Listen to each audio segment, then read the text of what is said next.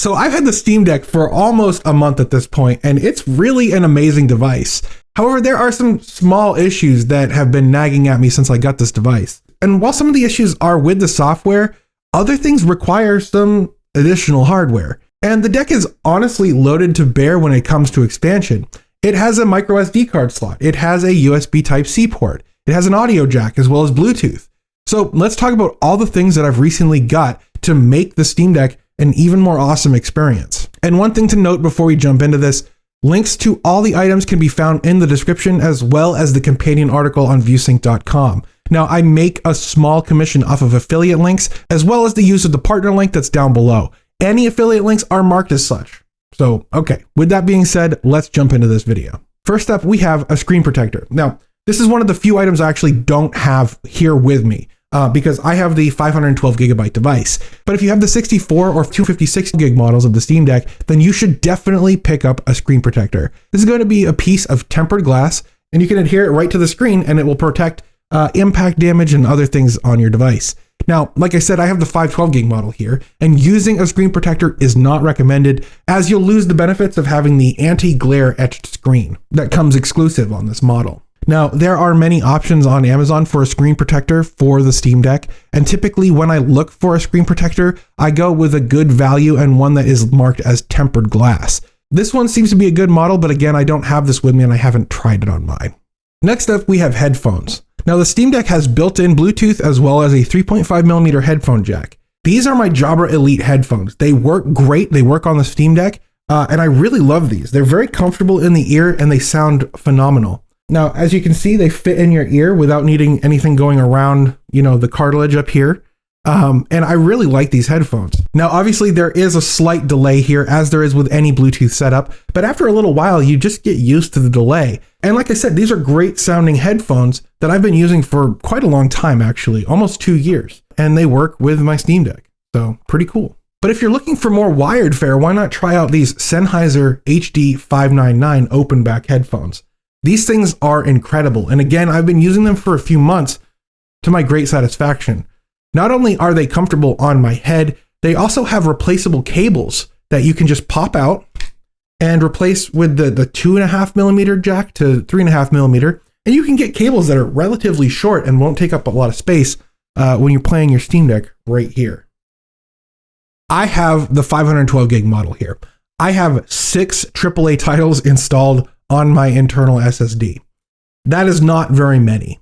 And it's really just larger AAA titles, not indies, not older AAA games.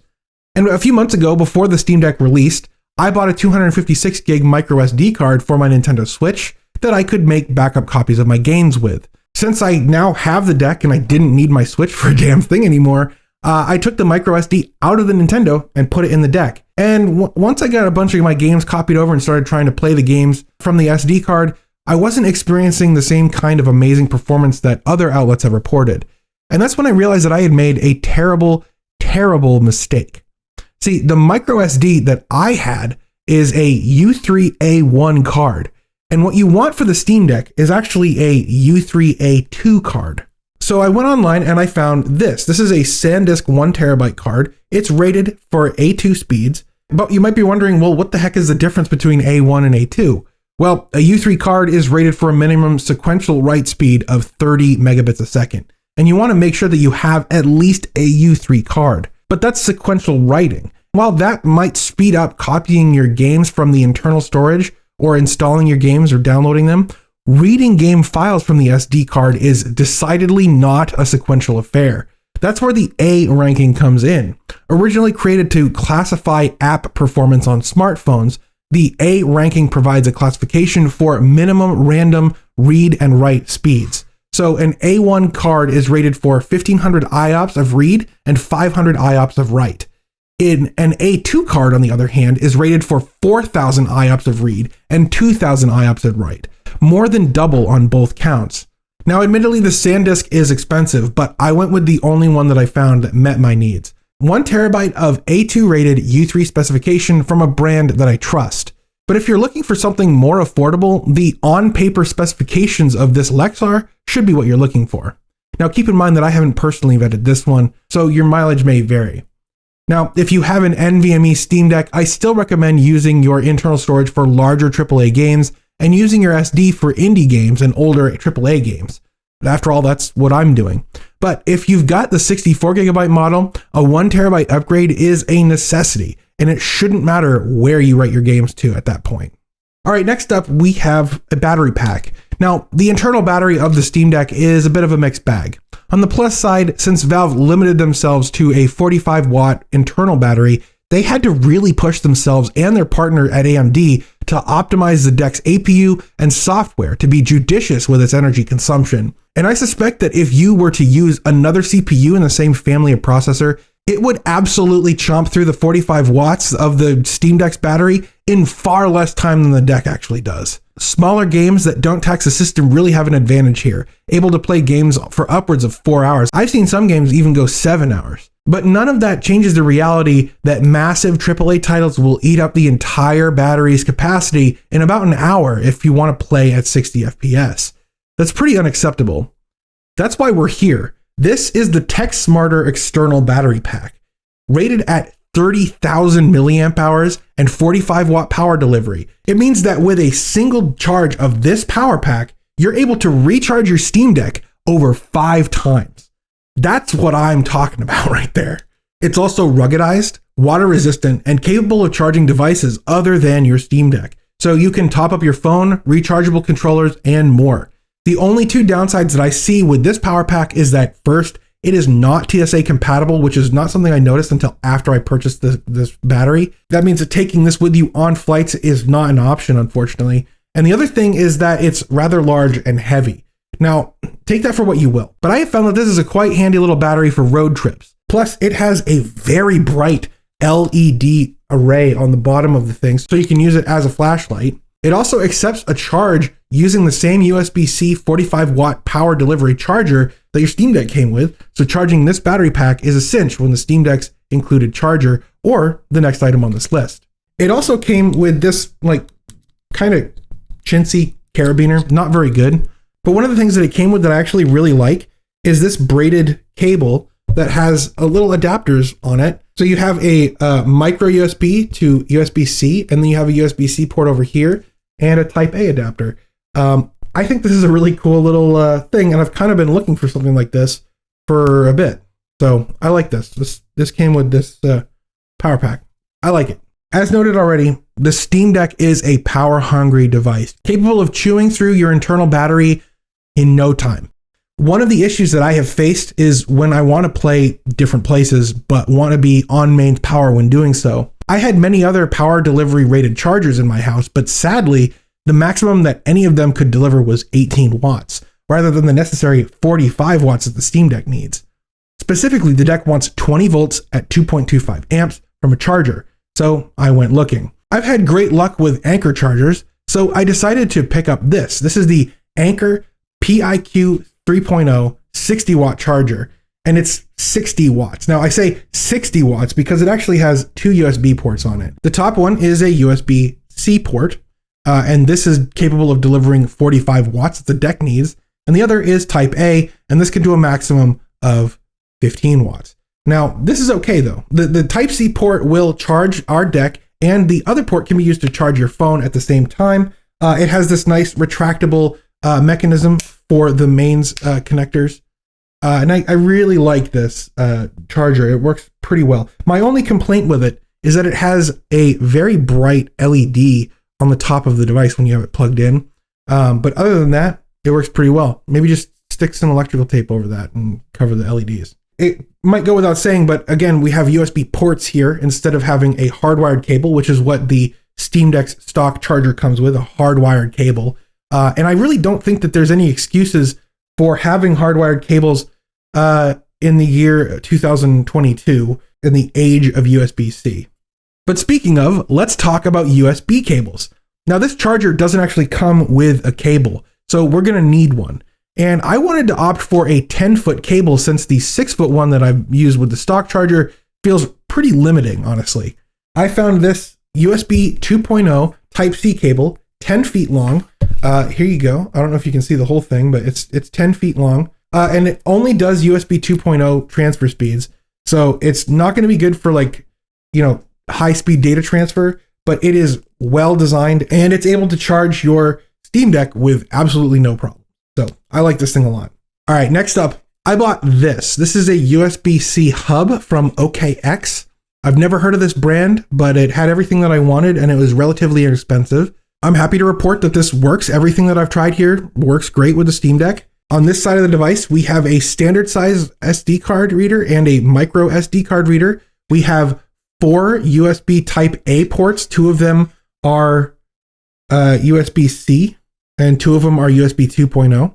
On the other side, we have 2 HDMI 2.0 ports. Down here, we have a display port. We have 1 gigabit RJ45 jack. We have, on the flip side, we have a audio jack, and we have the USB Type-C power in, which is capable of passing through 100 watts. This is quite a versatile device. My only issue with this device is it doesn't weigh as much as I would expect it to weigh. It kind of feels a little cheap in that way.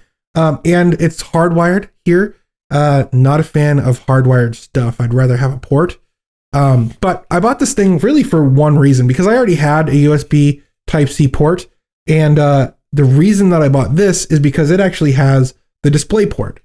And people have been asking me if you can play VR on the Steam Deck. And yes, you can. Of course, it's a PC. And I will be showing off how to play VR on the Steam Deck in a later video. So get subscribed so you don't miss that. But the reason that I wanted this was because the Valve Index needs the display port here. And it also needs a high-speed USB port as well. Now, this is a great hub. It's got everything that you want on it. And it works well, and it was pretty inexpensive. So that's why I got it. Now, if you plan on using your Steam Deck in desktop mode, one thing that I've found is indispensable is a wireless keyboard. This is the Logitech K780. This is a great little keyboard. It's able to connect to the deck using Bluetooth or via a Logitech unifying wireless dongle, one of these, which you might have a bunch of spares hanging out in your house somewhere. Denoted by the little unifying symbol there. You can't see, but I'll show you in B-roll. This keyboard is actually much like other Logitech keyboards. You're able to switch between 3 different devices that you can connect to, and this can be any combination of Bluetooth or unifying wireless receivers. And bonus points, you can connect multiple unifying compatible devices to a single USB receiver, and using like the Windows unifying software or using the Solar management tool on Linux systems, which personally, Solar management tool works so much better than the actual like official solution from Logitech. But this is great. And we'll talk about why it's great right now. If you're picking up a keyboard, you're likely going to want to use a mouse as well. That's why I grabbed this Logitech MX Anywhere 3. It has a good portable weight, not too heavy, not too light. It has an ergonomic design. The L4 and L5 buttons, like I've come to expect on any mouse that I'm going to use. And it also has 3 device selectors, just like the keyboard that we talked about, with this little button right here on the underside of the mouse. Again, this can be any combination of Bluetooth or Logitech receiver. And both this mouse and the keyboard we just talked about come with unifying receivers.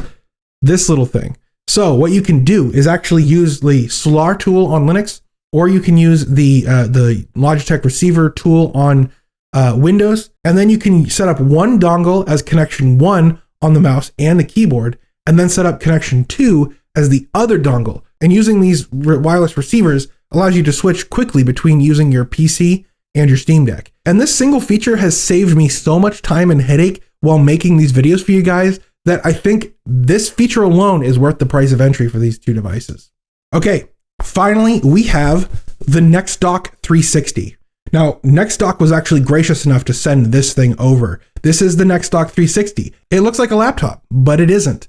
This thing has a touch-sensitive screen, a keyboard, a trackpad, and a battery. And that's it. There's no CPU, there's no anything in here. The way this works is you plug your Steam Deck into this with a USB 3 Type-C cable, and your deck will just automatically detect the screen, the keyboard, and mouse and begin outputting to the NexDock 360, transforming your deck into a laptop. That's pretty awesome. Now, the Steam Deck is quite a large device, and tethering it to the dock will require a fair amount of desk space. But what you get for your desk-sized investment is one of the most powerful laptops on the market. The Steam Deck is so performant and such a capable Linux laptop that I think a NexDock is a perfect companion. Or at least it would be if there wasn't one small issue. Now, I said earlier that you can plug in a single cable between your Steam Deck and this device and it'll just work. And that is true, but that's only if you want to run both of these devices off of battery power. The NexDock does not have 45-watt power delivery, unfortunately. So that means that even if you plug in a 45-watt USB power charger to this device, it can't pass through that power signal to your Steam Deck. If it was capable of that, then you'd only need a charging cable plugged into your NexDock and a Type-C cable plugged into your deck. Now, admittedly, there is a less elegant workaround, but it's a bit of a cable management nightmare. And that is something that I'm going to cover in a later video. But let's just say that it involves using the micro HDMI here, as well as multiple other cables from the deck. If there's one thing that I want to see from a NexDock 360 in the future, it's 45-watt power delivery. That would be the killer feature of this device. But anyway, I wrote this script from the NexDock, and it's quite a capable little device. I'm honestly a huge fan of it and how it makes the Steam Deck feel eerily like a laptop. I just wish that the deck could actually charge from the NexDock. Well, that's my list of 10 essential Steam Deck accessories. Let me know what you think in the comments below, or maybe I missed some critical piece of kit. Sound off, I want to hear from you. If you enjoyed this video, hit that like button. If this is your first time here, you've got to subscribe and ring that notification bell so that you stay up to date with all the awesome Linux and Steam Deck content we're creating here for you. I want to give a special shout out to my friends on Patreon and my YouTube members, without whom I wouldn't be able to do this. If you believe in the work that I'm doing and you want to join the 100+ strong Linux warriors, use the link to Patreon below to get you started. I think that's going to do it for this video though. Thank you so much for watching. I hope you all have a blessed day, and I'll see you guys next time.